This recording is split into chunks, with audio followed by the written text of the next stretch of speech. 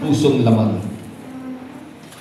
Ngunit kung ang pangangasiwa ng kamatayan na nasusulat at nauukit sa mga bato ay nangyaring may kaluwalhatian, anupat ang mga anak ni Israel ay hindi makatitig sa mukha ni Moses dahil sa kaluwalhatian ng kaniyang mukha, na ang kaluwalhatian ito'y lumilipas.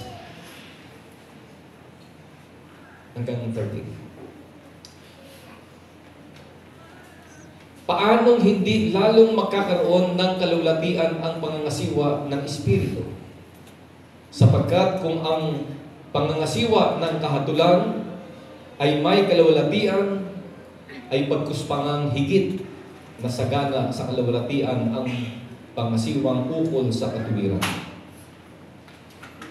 Sapagkat katotohanan ang pinaluwalhati ay hindi pinaluwalhati sa bagay na ito nang dahil sa kaluwalhatian sumasagana. Sapagkat kung ang lumilipas ay may kaluwalhatian, ay lalo pang nananatili ay nasa kaluwalhatian. Yamang ngang mayroon gayong pag-asa, ay ginagamit namin ang buong katapangan ng pananalita. At hindi gaya ni Moses na nagtalakbong ng kaniyang mukha upang ang anak ni Israel ay huwag magsititig sa katapusan niyaong lumilipas. Okay. Verse 18.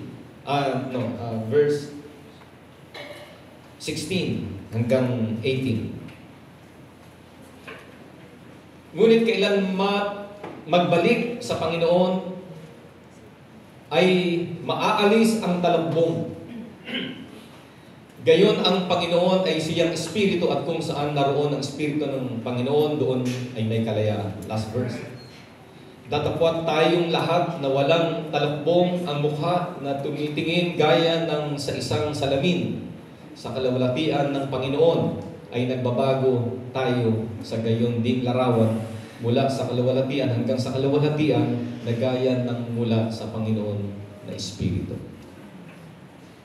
Nanalangin na naman po tayo mga kapatid. Batiin mo yung matabi.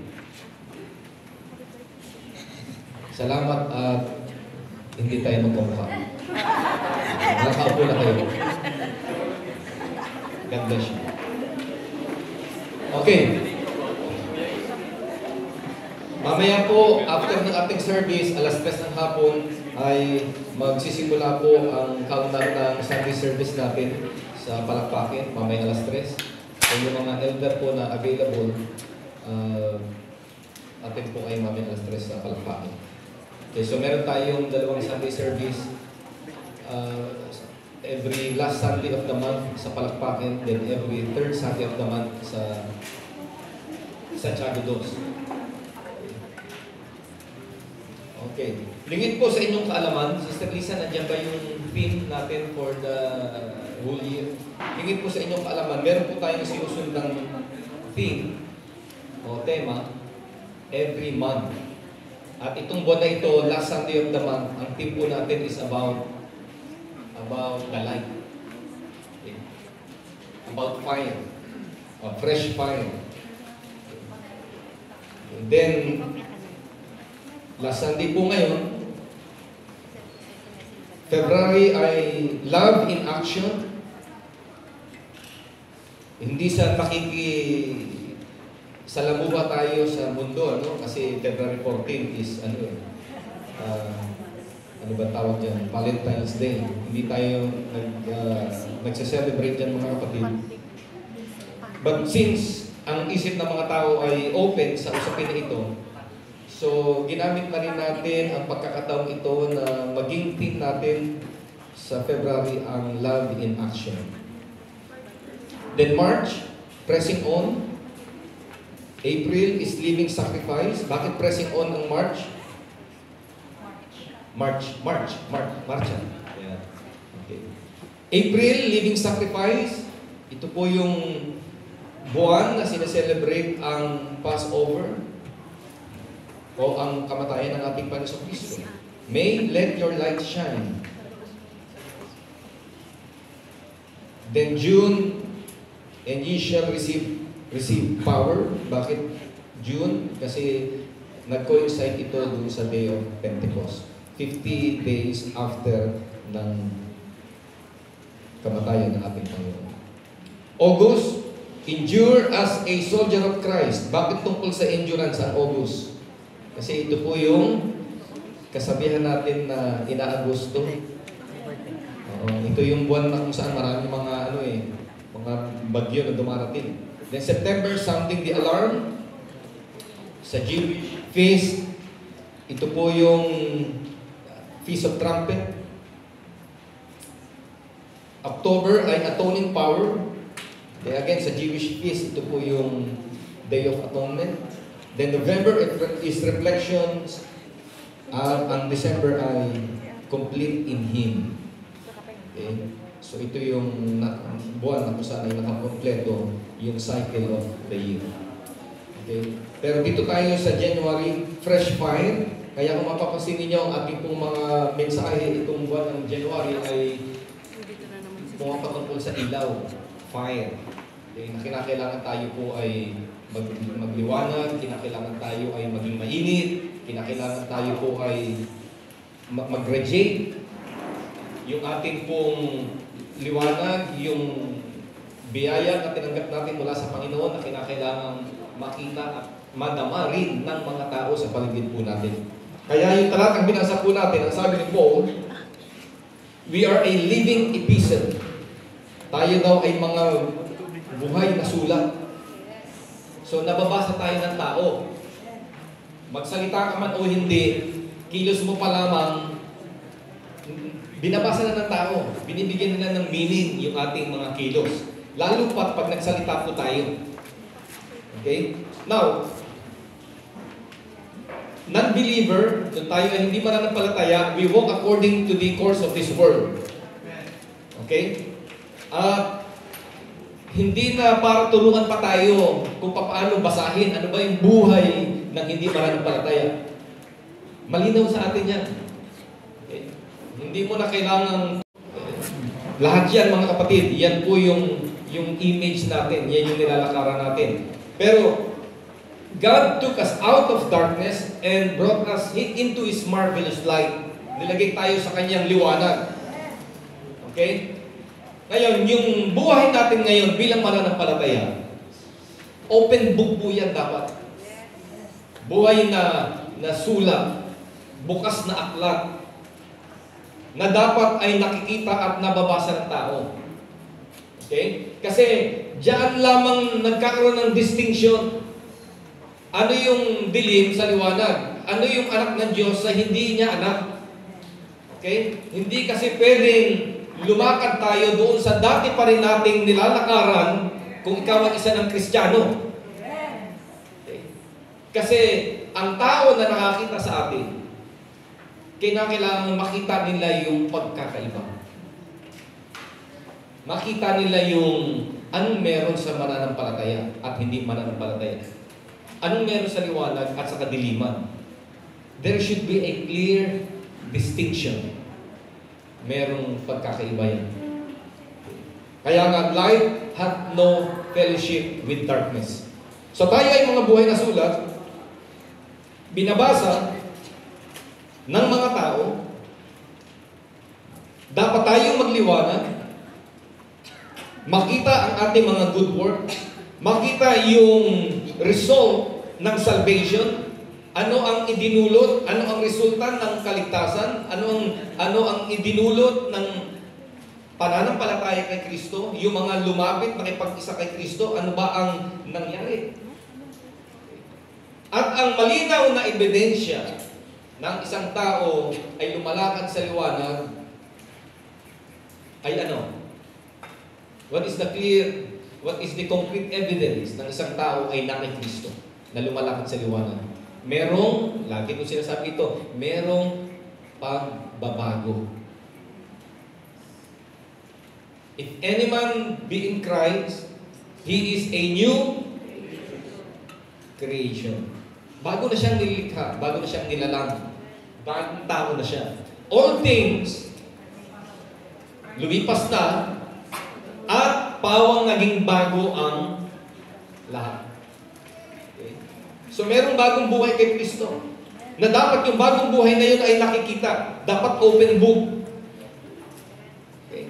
Ngayon, dito sa talatang binasa po natin, sa 2 Corinthians chapter 3, makikita natin dito yung paghahambing ni Pablo doon sa New Covenant at sa Old Covenant. Luma at bagong tipan. Yung lumang tipan ay nire-represent ni Moses. At yung bagong tipan ay nire-represent ng ating Panginoon Kristo. Now, ano meron sa lumang tipan? Ang lumang tipan, bagamat luma siya, ang sabi rito sa talatang binasa natin, meron din siyang kaluwalhatian. Meron din siyang glory. Meron siyang liwanag. Yung lumang tipan. Na nire-represent ni Moses.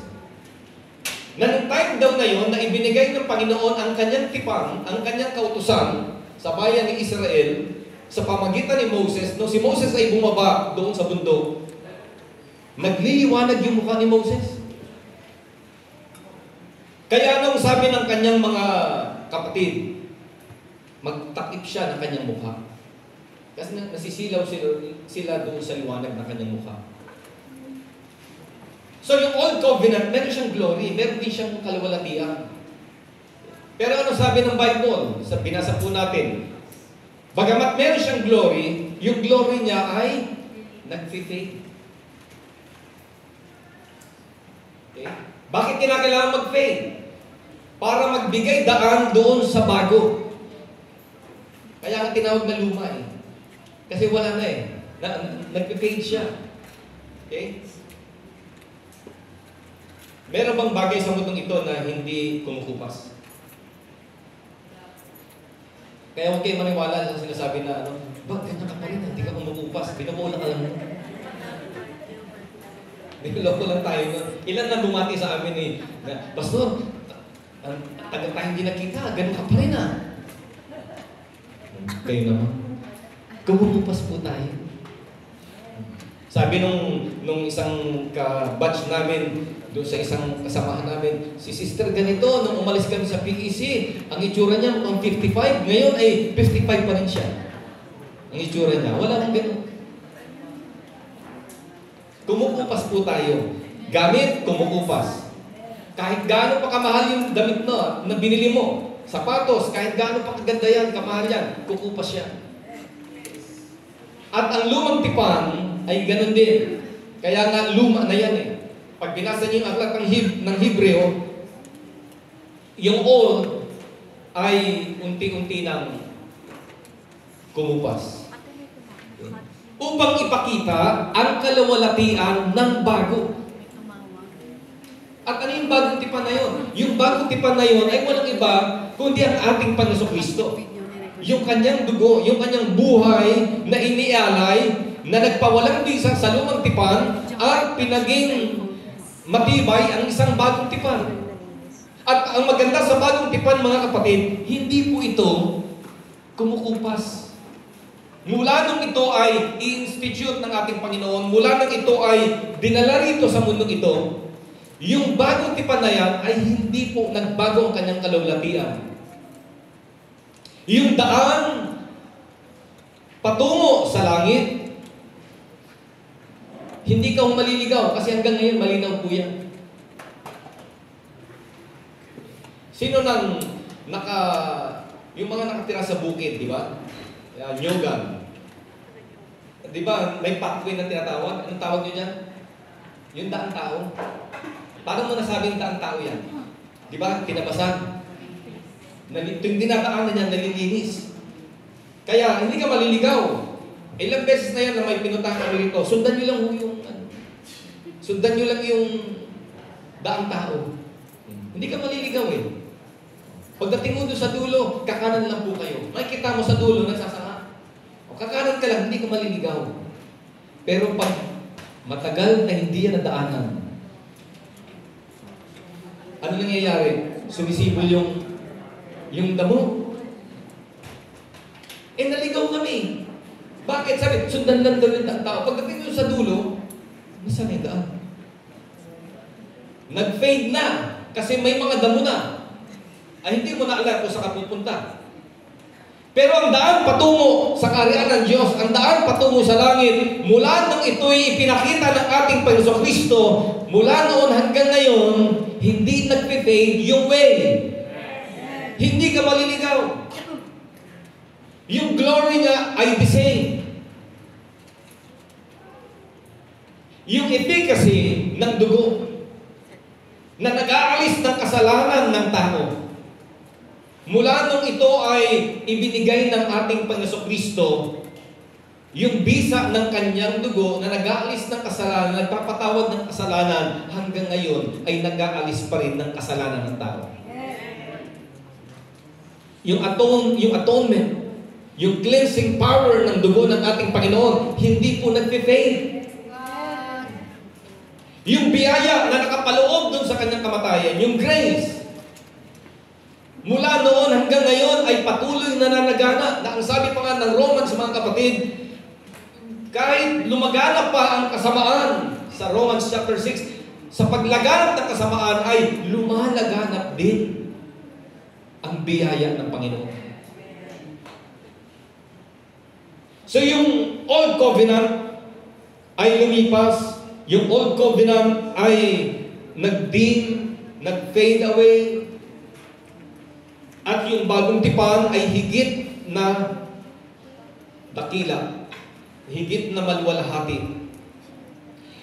Yung lumang tipan ay tinawag na Ministry of Death. Ministry of Death. Bakit death? Kasi yung batas ay nagpapakita ng condemnation eh. Pinapakita doon na ang taong kasalanan, kaya binigay yung batas. Tinawag din itong Ministry of Condemnation. Ministry of Death, Ministry of Condemnation. Bakit condemnation? Kinukundina ang tao. Pero anong meron sa bagong tipan? Sa bagong tipan ay merong Ministry of Reconciliation.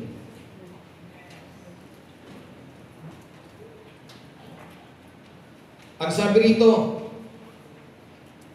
for indeed what had glory in this case has no glory on the account of the glory that surpasses it.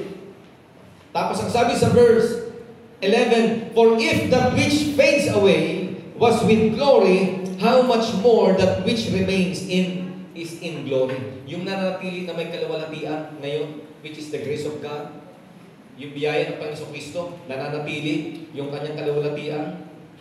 Kung yung luma nga ay merong kaluwalhatian, how much more yung biyaya ng ating Panginoong Kristo. Hindi ho nagbabago. Hindi ho kumukupas.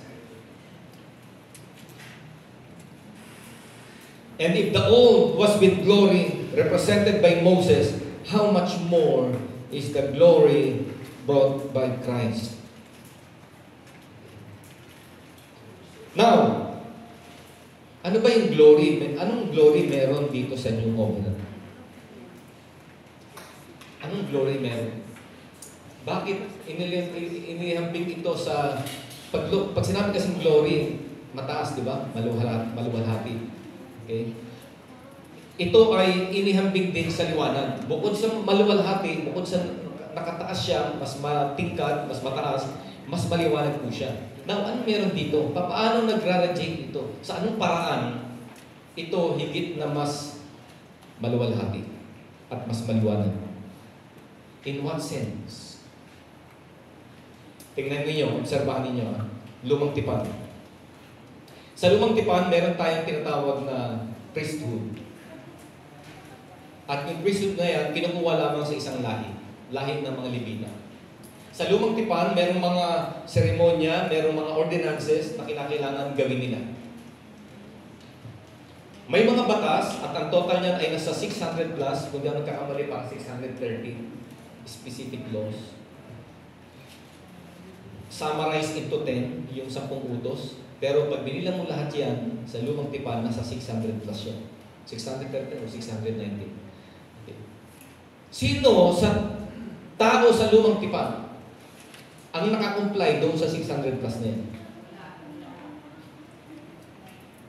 Si Moses, nagkasala. Diba? Si David, nagkasala din, nagkulang din. At marami pang mga Old Testament saints, nagkulang sila doon sa kautusan. Ano ba? Yung Old Testament, mga kapatid, kinakailangan nilang mag-comply doon sa mga seremonya na dapat nilang gawin. Yearly, cycle yun, taon-taon, may mga kapistahan. Merong 7 feast na ino-observe ng mga Hudyo. Kinakailangan i-observe nila. Importante, isa sa importante na feast ay yung Day of Atonement. Taon-taon pumapasok ang punong saserdote doon sa kabanal-banalang dako para maghandog ng alay sa Diyos para sa kasalanan ng buong bayan. Nagtapos ba yung kanilang paghahandog? Hindi. Taon-taon ginagawa nila. Yung mga individual sacrifices, offering ng mga tao. Kapag kinakailangan nilang mag-offer ng para sa sarili nilang kasalanan o sa pag-cleansing nila because they were declared ceremonially unclean at para sila ay maging clean, mag-o-offer sila. Ilang beses nila ginagawa yan? Paulit-ulit, paulit-ulit. Parang hindi naging sapat. Ganun ba yun?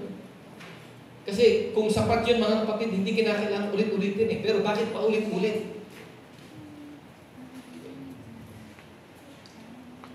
Yung bisa niya ay hindi perpetual, hindi nagtutuloy-tuloy. Yung pare, kinakailangan palitan. Pag namatay, may papalit. Pag tumanda na, may papalit. Yung mga alay at mga handog, hindi pwedeng isang beses mo lang gawin, tapos na. Kinakailangan ulitin mo taon-taon. Sa tuwing ikaw ay nagkakasala, kinakailangan mag-o-offer ka sa Diyos. Hindi po sapat. Pero nung ibinigay ang bagong tipan, ang dugo ng ating Panginoon Kristo, nag-alay lamang siya minsan. Isang beses. Minsan lamang siyang pumasok sa heavenly tabernacle. Minsan lamang na ibubo ang kanyang dugo. Pero yung bisa nito, mga kapatid, ay nagpapatuloy hanggang sa panahon po natin. Kaya na we can now boldly approach the throne of grace. Malaya na tayo makakalapit sa Panginoon, sa trono ng kanyang biyaya. Inalis niya na yung mga ordinances, yung mga ceremonial requirements ng kautusan. Pinawi na yun, mga kapatid, at nag-introduce siya ng isang bagong tipan na mas madali para sa atin upang sa gayon ang mga tao ay mabigyan pare-pareho ng pagkakataon, hindi lamang mga Hudyo, kundi pati mga Hintil. Kasi si Kristo hindi namatay, ang bagong tipan ay hindi binigay para lamang sa mga Hudyo, kundi para saan? Para sa lahat ng tao.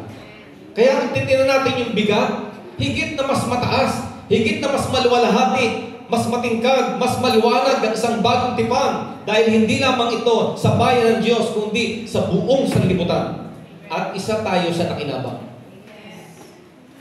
Nag-enjoy tayo sa biyayang ito, mga kapatid, nakinabang tayo.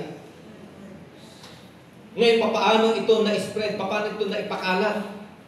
There's only one means na ang biyaya ng Diyos ay maipakalat sa buong mundo at ayan ay sa pamagitan ng Ebanghelyo. Gospel. Kaya nga yung Great Commission eh. Anong utos sa mga alagad? Go ye. Go ye. Humayo kayo. Sa sila hayo? Sa Israel? Hindi. Sa buong mundo. Bakit? Kailangan yung i-spread ang bagong tipan. Kailangan yung i-spread ang kaluwalhatian ng Ebanghelyo. Kailangan yung i-spread ang liwanag upang sa gayon ang lahat ng tao ay magkaroon ng pagkakataon dahil mahal ng Diyos ang lahat ng tao. Mahal niya lahat ng tao. Wala siyang pinipilit. Humayo kayo. Sa inyong pag-ayo, makakaharap nyo ang mga pagsubok, ang mga pag-uusig, ang rejection. Makakaranas kayo ng mga kahirapan, tagutom, mga alingawan ng digmaan. Magkakaroon ng mga lindol sa iba't ibang dako. Yung mga palatandaan na binabanggit sa Matthew chapter 24, na-experience nyo yan. Pero humayo kayo. Because this gospel, the gospel of the kingdom shall be preached into all the world. Kinakailangan ipangaral ito sa lahat ng dako ng mundo. At ito nga, nakarating sa atin, sa Pilipinas, yung Ebanghelyo. Sinong nadaanan niyo yung Philippine history? Yung kasaysayan ng Iglesia sa Pilipinas? Pag-aralan niyo mga kapatid, siguro mag-isang pag-aralan natin, mas ma-appreciate niyo. Magpapasalamat tayo sa Diyos. Makikita natin dito kung paano ang kamay ng Diyos ay kumilos para tayo ay mabuksan ang ating mga mata, makakita tayo ng liwanag. Liwanag na matagal na tinalakbungan, liwanag na matagal nang naikubli sa atin, na tayo ay kumakapa sa dilim, hindi natin alam ano yung tamang direksyon, hindi natin alam kung ano yung kalooban ng Diyos, hindi natin alam yung tamang paraan ng paglilingkod sa Kanya. Bakit? Natatalakbungan tayo. Pero kung naiintindihan natin kung paanong pinilit na ipuslit dito ang Bible, ano yan eh, bawal yan nun eh. At yan ay available lamang sa lingwahe na hindi rin natin mabasa.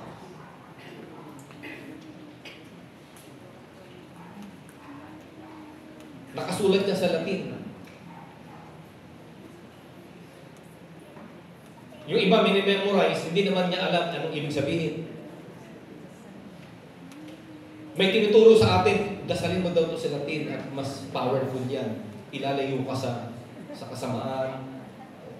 May mga binigay sa atin yung magulang natin na nakabalungbon na gano'n, tapos ilagay sa tela, binalo sa... Diba? Nalagay sa baywang. Nung bata ko, gano'n eh. Merong tansok na, may tansok na Santo Niño, o kung ano-ano pang mga medalyon, tapos mayroong papel na, mayroong tela na kulay pula. Ano kayang laman nito sa loob? Mga pangontra daw. Tapos, tinuruan pa kami ng dasal, i-memorize daw ito sa panahon ng kagipitan. Banggitin ninyo. At hindi kayo maaano. Kami naman, memorize, hindi naman alam ano ibig sabihin. Basta i-memorize nyo. Mola bo, mola na, molay, mormorto, paktum, egoso. Ano ibig sabihin nun? May mola na pa. Ano ba ibig sabihin ng mola na? O ba yan? Ibig sabihin, lumayas kayo, pumunta kayo ng mola na. Blinded tayo. Hindi natin alam kung ano yung tamang paglilingkod sa Panginoon. Pero ano sabi? This gospel of the kingdom shall be preached into all the world. Ang tanong, papaano may papangaral ang Ebanghelyo at papaano ito maintindihan ng tao kung ipapangaral ito sa lingwaheng hindi maintindihan? Kita nyo? Niloob ng Diyos na maisalin niya sa iba't ibang lingwahe. Niloob ng Diyos na ipangaral yan sa lingwahe ng mga lokal, sa lingwahe ng iba't ibang bansa. At salamat sa Panginoon, ngayon, ang Bible ay available sa iba't ibang lingwahe. Di ba, merong Cebuano, merong Ilocano version, may Tagalog, may English, may Spanish, lahat ng dialect, lahat ng language. Bakit? Samantala noon, binabawal, nililimitahan sa lingwahe na nakakaintindi lamang ay yung mga clergy. Pero ngayon, ordinaryong tao, hindi na makakapagdahilan, Panginoon, hindi ko alam ang liwanag ng Ebanghelyo. Bakit? Kasi available na ngayon, nababasa na natin.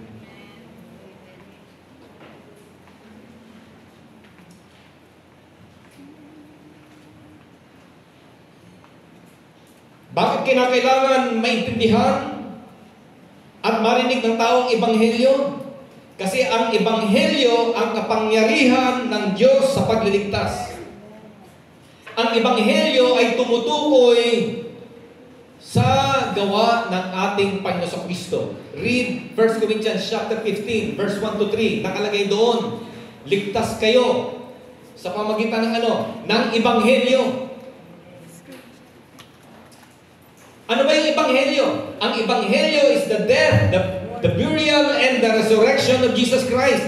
So yung gospel ay patungkol kay Kristo. Yung gospel patungkol sa kanyang pag-aaray ng buhay para matubos ang tao sa kanyang kasalanan, para ma-lift yung penalty na dapat tayo ang magbayad, yung penalty of death na sa lumang tipan ay hindi kayang mabayaran. Pero sa bagong tipan, yung penalty of death ay nilift. And we've been justified. Inaring ganap tayo ng ating Panginoon Kristo sa pamagitan ng kanyang dugo. The doctrine of justification means it is a legal declaration of God that your sins are forgiven. At tinatanggap ka niya bilang anak. Wala kang magagawa. Walang kaparaanan na pwede mong gawin para ma-lift yung penalty na yan. But because of His grace, because of the gospel, the death, burial, and resurrection of Christ, inaring ganap tayo. Tinanggap tayo. Na-justified po tayo, mga kapatid. So, ang ating Panginoon Kristo, ang siyang sentro ng ebanghelyo, niloob ng Diyos na maipangaral ang kanyang salita, ang ebanghelyo sa lahat ng tao, upang sa gayon ang mga tao ay makakita ng liwanag. Kaya narito tayo ngayon because of the gospel. Dahil sa ebanghelyo.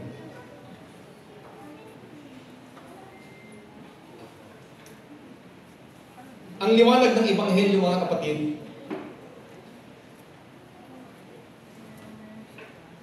ay sumisinat, lumiliwanag sa pamagitan ng pangangaral. Pangangaral. Kaya alam nyo, pag hindi nangaral, pag wala pangangaral, mananatiling nasa kadiliman ang isang tao.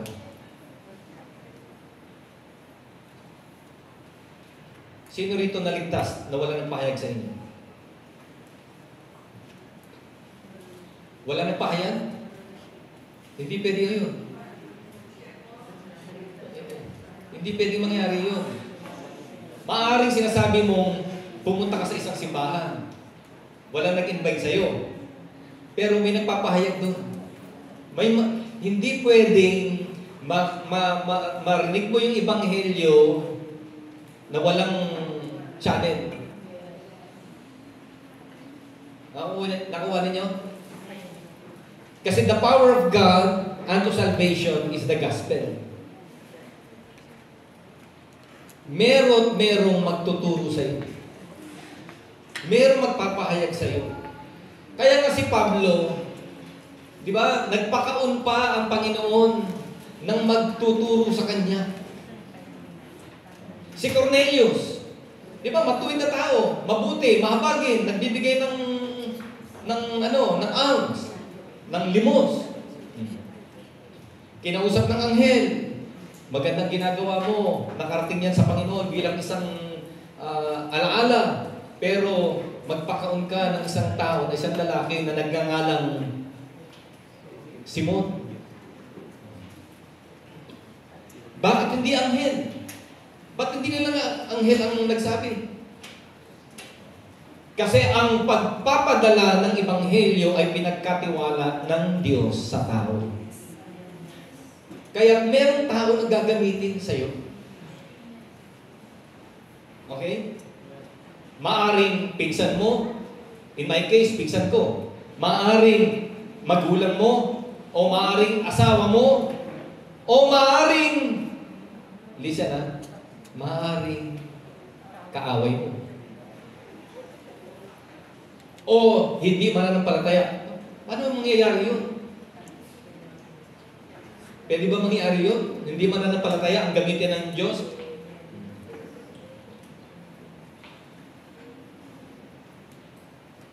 Pwede mangyari yun. Halimbawa, tricycle driver. Hindi naman mananampalataya ang tricycle driver. Naghahanap ka ng sambahan. At ang sabi ng tricycle driver, ay meron po akong alam doon sa amin, malapit sa DI. Dito ka dinala.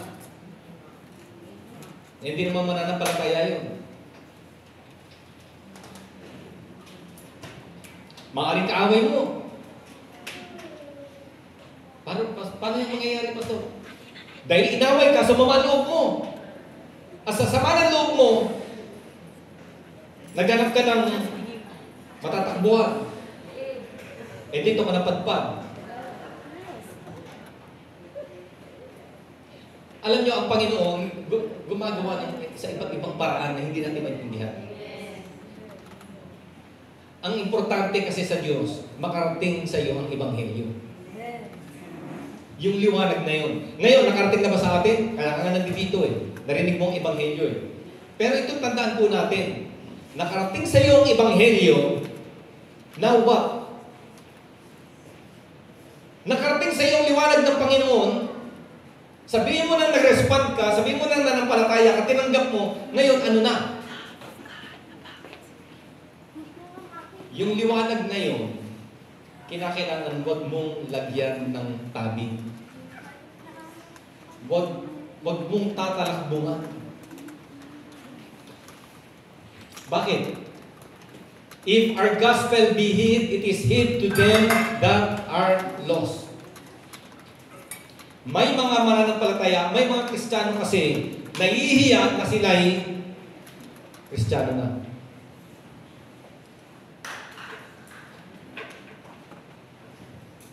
Nahihiya na lalabas ng bahay na may dalang Bible kasi baka siya'y kutsain. Kaya anong ginagawa? Anong ganun? O kaya bibili ng maliit. Tapos ibibigay naman ng tindera. Ito, wala ko bang mas maliit dyan? Yung maliit na kaya ilagay sa bulsa. Bakit? Kasi nahihiya siya. Na makita na may dala siyang Bible. Yung iba nahihiya na magbihis para pumunta sa bayang sambahan kasi ayaw niya makita siya ng kanyang mga kaibigan at siya'y kukutsain. Hindi pa mo mag-uusig yun. Sarili mo pa lang. Wala pang umuusig sa'yo. Walang pumipigil sa'yo. Pero nahihirapan ka na. Bakit? Kasi nahihiya ka na malaman na Kristiyano ka na. Kaya anong gagawin mo? Magsusuot ka ng ragged, tapos magbawa ka ng damit, pagdating sa simbahan, ka magbibihis. O magsusuot ka man ng pangalis, pero iiwas ka doon sa daan na hindi ka makikita ng kaibigan mo. Nahihiya tayo. Or nahihiya tayong umamin o magsalita.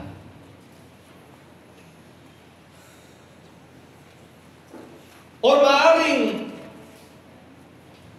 tayo po ay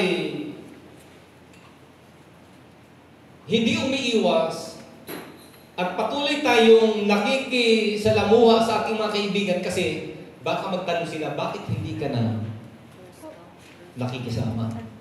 Ba't di ka na umiinom? Bakit di ka na namin nakikitang naninigarilyo? Bakit iba na yata yung lumalabas sa bibig mo? Hindi, ano lang, wala lang akong gana. Kinahiya mo pagiging Kristiyano mo. Tandaan natin mga kapatid, yung sinabi rito sa talata.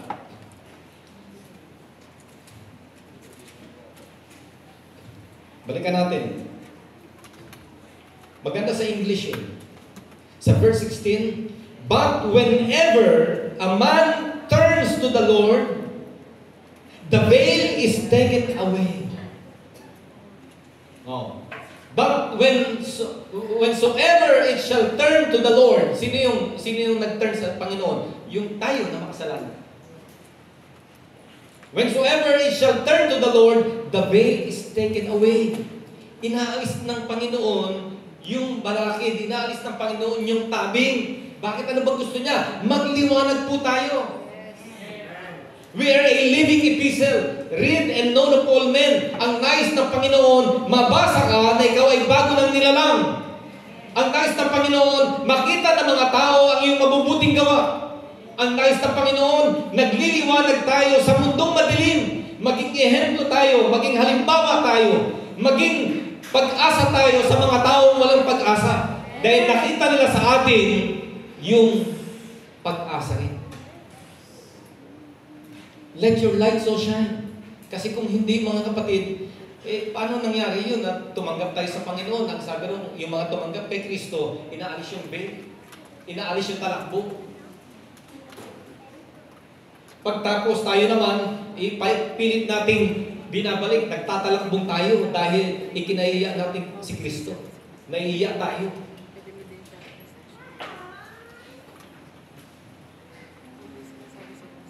At mas malakas pa yung loob natin na gawin at ipakita yung mga bagay na dati natin ginagawa noon kaysa mga bagay na dapat na ginagawa natin ngayon. Dapat yun ngayon makita eh. Nagigit niyo?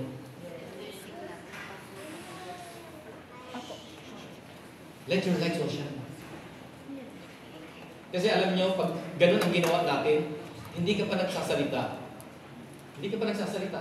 Hindi ka pa nagsishare. Ang tao, nagkakaroon na ng ano sa'yo, ng impression sa'yo kung sino ka. Ba't kaya malumanag ka magsalita? Ba't kaya bait dito? Ba't kaya itong taong ito ay, hindi ko siya nakikitaan ng mga ganitong gawain? Di ba nag-iisip na siya? Kaya pala kasi pala siya? Born again.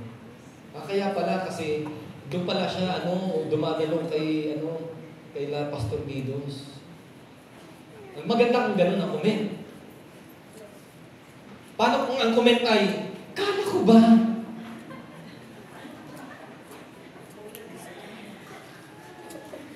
Di ba doon natin yan, doon na napunta yan pag araw ng linggo, doon nasampa yan?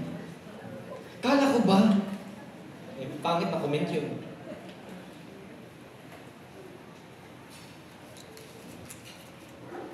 Now, one yung point. Kasi tandaan natin, ang nais ng Panginoon Kristo, ang iba ay maligtas sa pamagitan mo. At kung hindi tayo magliliwanag, kung mananatili tayo nakatalakbong, ipinagkakait natin sa iba yung kaligtasan na dapat matamasa rin nila. Ang sabi po rito sa 2 Corinthians chapter 4, ang sabi rito, therefore, sa verse 1, since we have this ministry, as we receive mercy, we do not lose heart. But we have renounced the things hidden because of shame. Yung mga bagay na itinakwil na natin, tinanggi na natin, tinalikuran na natin. Kasi nakakahiya ang mga bagay na ito. Not walking in craftiness or adulterating the Word of God, but by the manifestation of truth, commending ourselves to every man's conscience in the sight of God. And even if our gospel is veiled, it is veiled to those who are perishing. Pag nagtalakbong tayo, pag hindi tayo nagliwanag, pag ikinubli natin yung kaligtasan na nasa atin, yung ebanghelyo na tinanggap natin, na siyang liwanag ng Diyos sa kaligtasan ng mga makasalanan, ipinagkakait natin ito sa iba. In whose case, the God of this world has blinded the minds of the unbelieving that they might not see the light of the gospel of the glory of Christ, who is the image of God. Eh, sabi dyan, no? Na binulag ng Diyos ng sanlibutan ito ang mga pag-iisip ng mga hindi nagsisampalataya. So, sino ang author ng pagkabulag ng tao? Sino ang author ng gusto niya na huwag makita ng tao ang liwanag? Sino? Sino? Lakasan nyo? Si Satan. Kung si Satan ang author niya, huwag tayong paggamit kay Satan.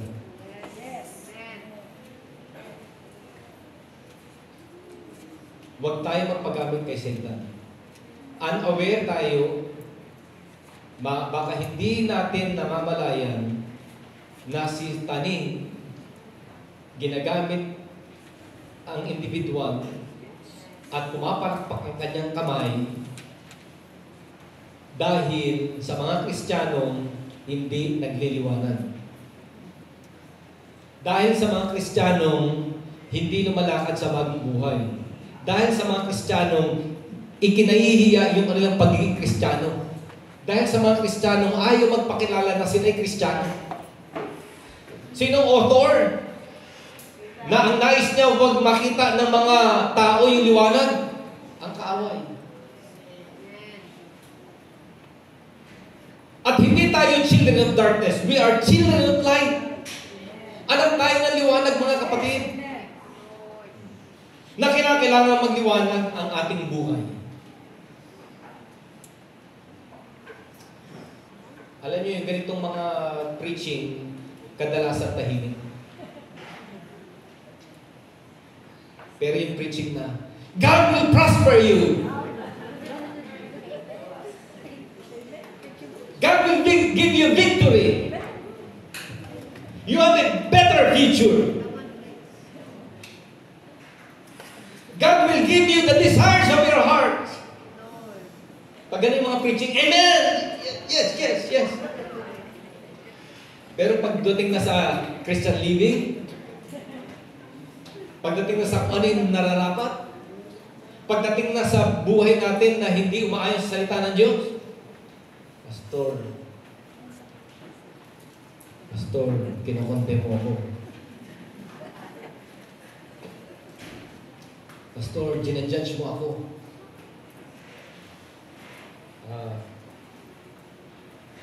Uso yan ngayon. Yung mga ganyang terminology. Meron pa isang term.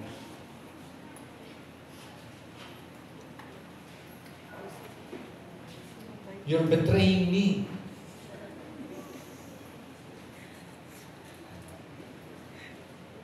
Yan ang philosophy ng mundo. Kasi, tama yung sinasabi ng Bible, in the last days, maghanap sila ng mga ngaral, ng tangi ipapangaral yung mga bagay na gusto nilang marinig. Kaya hindi kataka-taka, bakit maraming mga mega churches, malalaking mga simbahan, bakit? Yung mga preacher talagang panay, feel good message. Word of faith movement. Feel good. Kung ano yung ayon sa kanila, pero pag pinangaral mo na yung mga bagay na may kaugnayan sa personal na buhay, na ano yung dapat natin ikilos, dapat tayong magliwanag, ayun yung ayaw ng tao. Makati sa kanilang tainga. Kaya nga sabi ni Paul, ang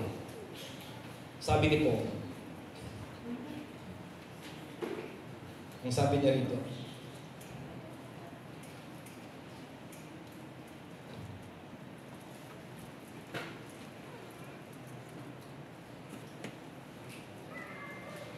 sa verse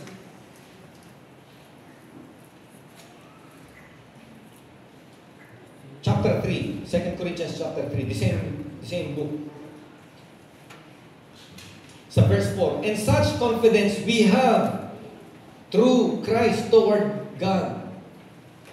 Not that we are adequate in ourselves to consider anything as coming from ourselves, but our adequacy is from God, who also made us adequate a servant of a new covenant, not of the letter, but of the Spirit. For the letter kills, but the Spirit gives life. Kumbaga si Pablo, meron siyang boldness. Meron siyang kasapatan sa kanyang sarili na ipangaral ito. Bakit? Bakit? Kasi meron siyang pagkakatiwala kay Kristo. At alam niya na ito lamang yung paraan. Ito lamang natatanging paraan para ang tao ay mamulat sa liwanag at maging katanggap-tanggap sa Panginoon.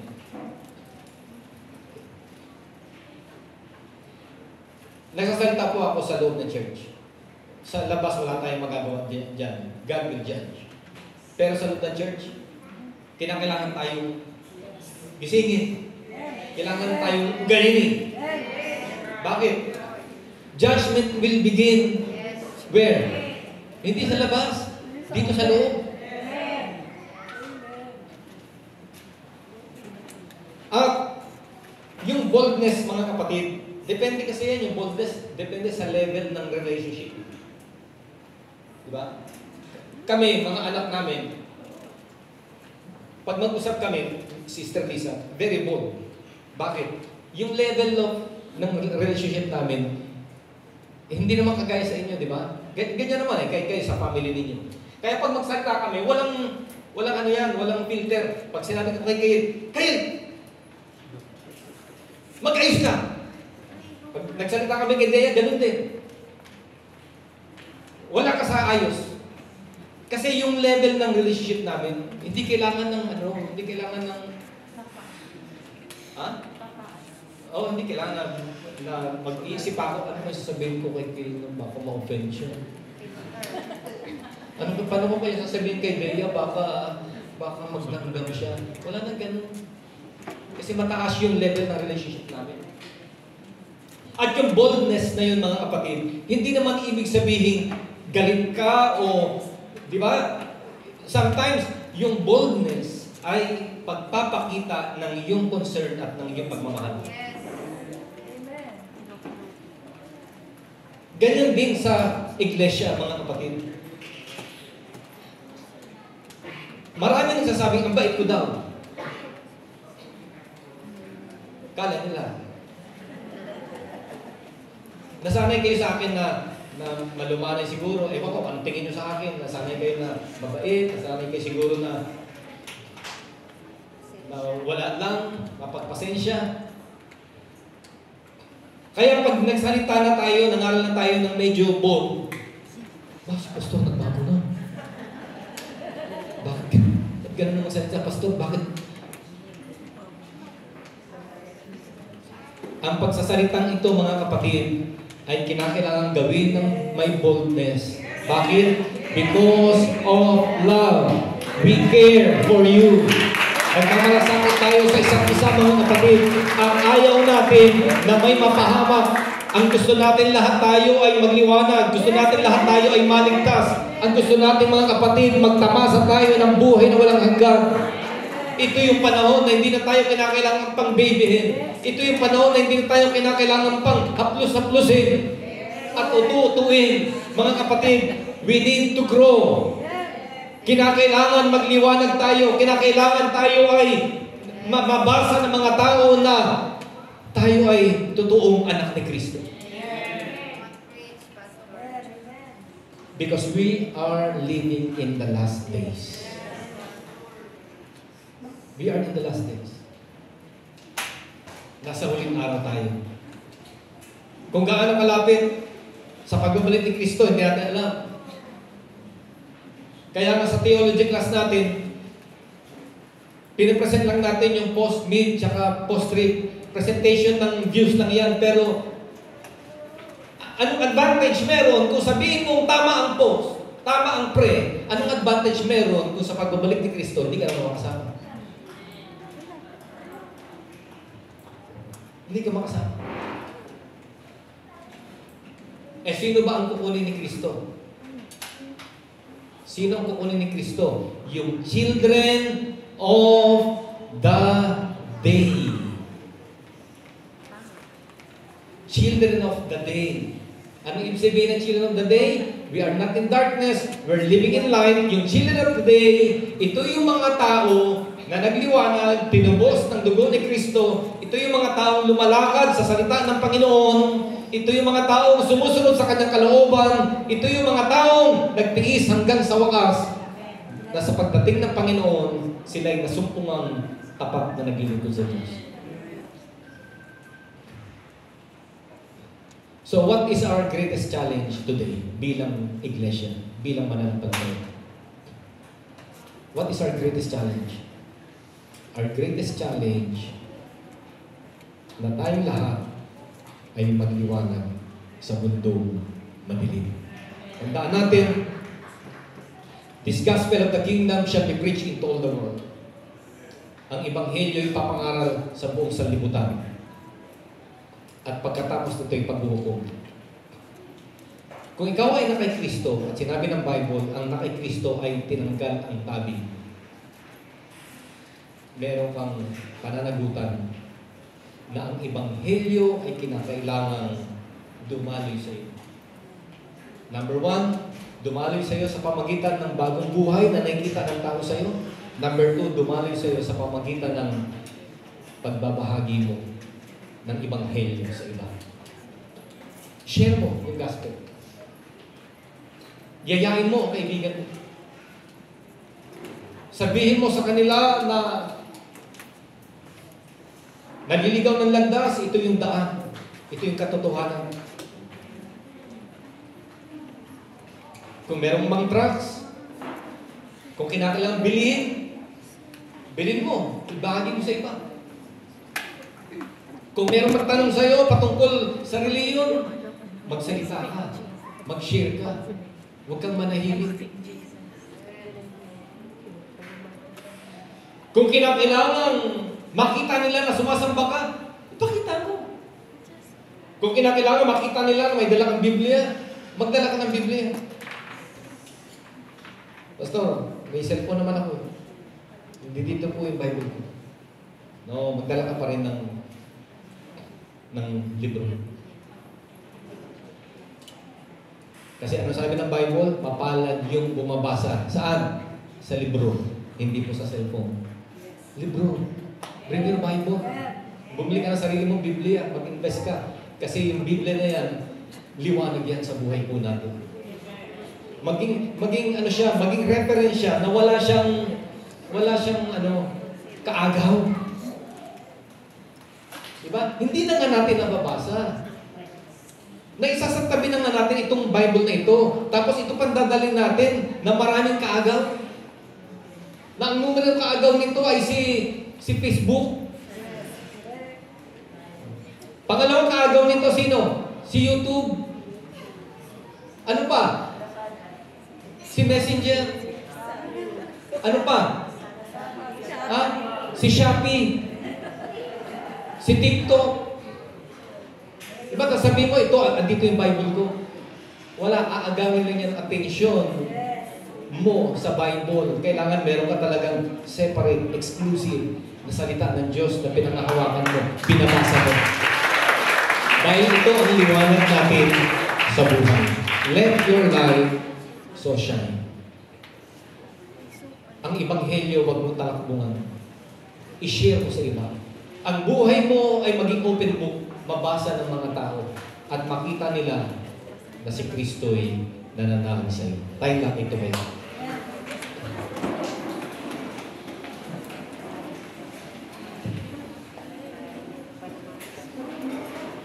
Praise God. Thank you, Jesus. Thank you, Jesus.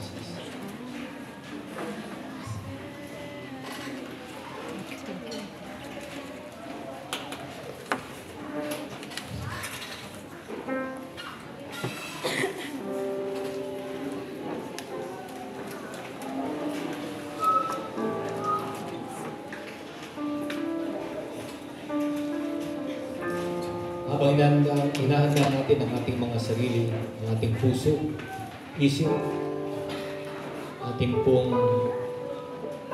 pagbulay-bulayan, ang salita ng Panginoon ating napakinggan.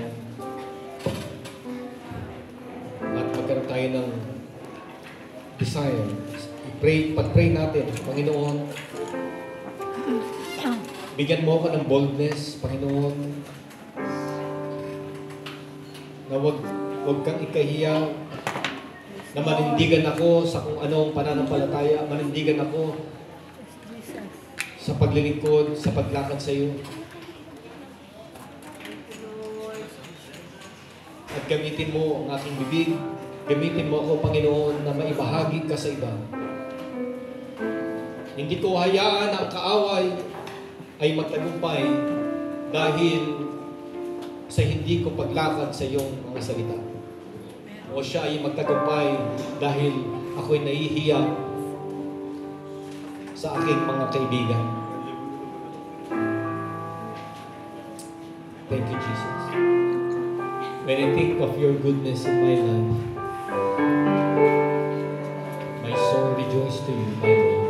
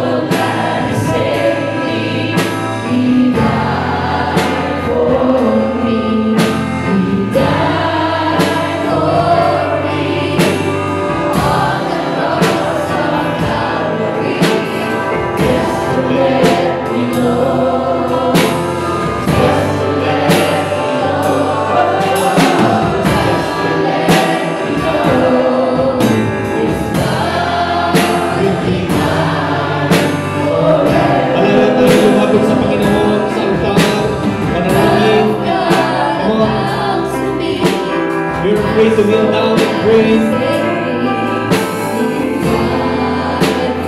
Yes, Lord. Thank you, Jesus. Thank you, Jesus.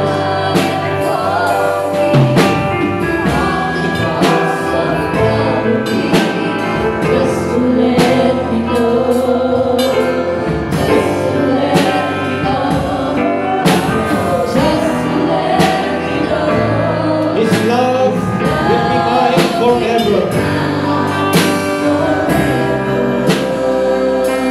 Tiniis ng Panginoon ang kahihiyan. Nabayubay siya sa krus ng Kalbaryo. Hinubarang, pinahiya. Pero kanyang tiniis dahil sa pagmamahal sa iyo. Ano ang kahihiyan natin sa paglilingkod kay Kristo? Ano ang kinahihiyan natin upang huwag natin maibahagi siya sa iba? Come on.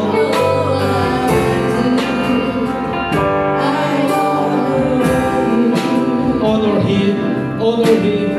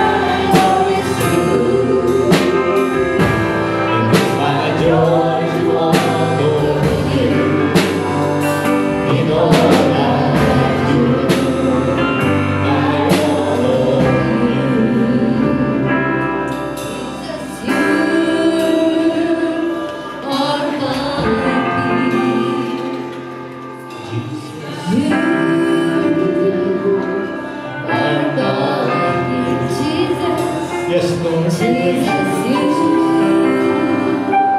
are mighty. Lord, we praise you, Jesus. Jesus, you Yes, Lord, Heavenly Father, we praise you. Hallelujah, hallelujah.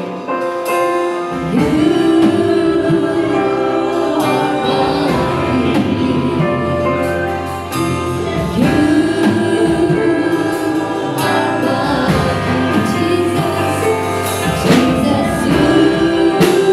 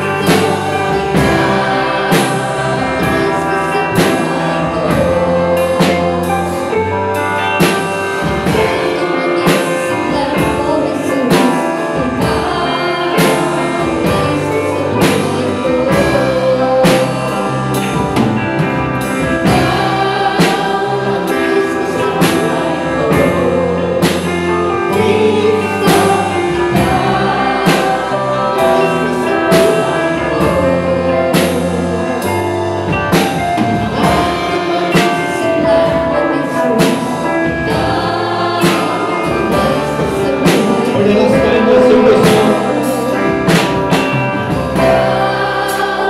Nais ka sa buhay ko, Kristo, ikaw.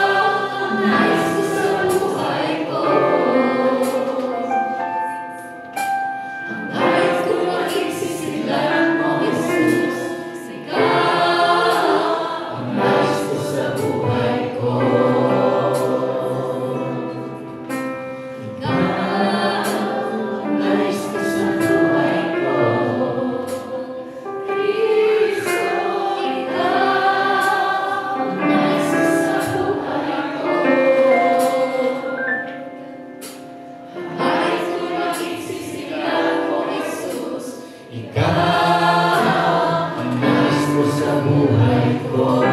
Let's praise the Lord. Yes,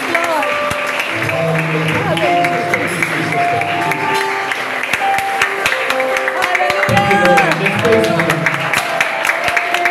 Hallelujah. Hallelujah, Lord. Thank you, Jesus. Thank you, Lord. Purihin ka, Panginoon. Marami pong salamat sa araw pong ito. Salamat po sa iyong mga salita. Tinatanggap namin ng buong puso ang iyong mensahe sa araw na ito. Kung kami man po ay nagkulang sa iyo, kung kami man ay nahiya sa pagiging mananampalataya, patawarin mo kami. Kung kami man, Panginoon, ay nanahimik at hindi ka naibahagi sa iba, patawarin mo kami. Kung kami man, Panginoon, ay namuhay na hindi kaaya-aya sa iyo, na kami ay binasa ng mga tao na salungat sa dapat naming maging kilos, maging ugali, patawarin mo kami. Patuloy mo kaming turuan, gabayan, lumakad ng may paninindigan, ipaglaban ang pananampalataya, magliwanag sa mundong ito na madilim, maging halimbawa sa bawat tao. Lord, tulungan mo ang bawat isa. Bigyan mo kami ng boldness, bigyan mo kami ng lakas ng loob, maging ang mga kabataan, napiliin namin ang magliwanag kaysa umayon sa mundong ito. Lord, thank you, Jesus. Thank you for your message. Hinihiling namin ito sa iyong mga pangyarihang pangalan. Pagpalain mo po ang iyong mga anak sa kanilang pangailangan, ano man ang kanilang mga prayer request, ano man ang kanilang pangailangan, ito man ay physical, kagalingan, kalakasan, ito man ay financial, ito man ay patnubay sa araw-araw o pagpapala sa kanilang negosyo, ito man ay sa pag-aaral ng aking mga kapatid, mga anak, Panginoon, pagpalain mo po sila. Hinihiling ko ito sa iyong mga pangyarihang pangalan, and we claim the victory, your protection, your guidance. In the name of Jesus Christ of Nazareth, we pray. Lahat magsabing, thank you, Jesus. Amen. God bless you, mga kapatid. Sa mga elders, see you sa Parappakin. Mamayang alas 3. Alam niyo naman doon, magkita-kita lang tayo doon, mga kapatid. Okay.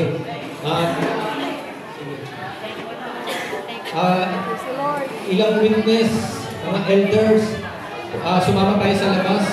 May pagpipray po tayo doon.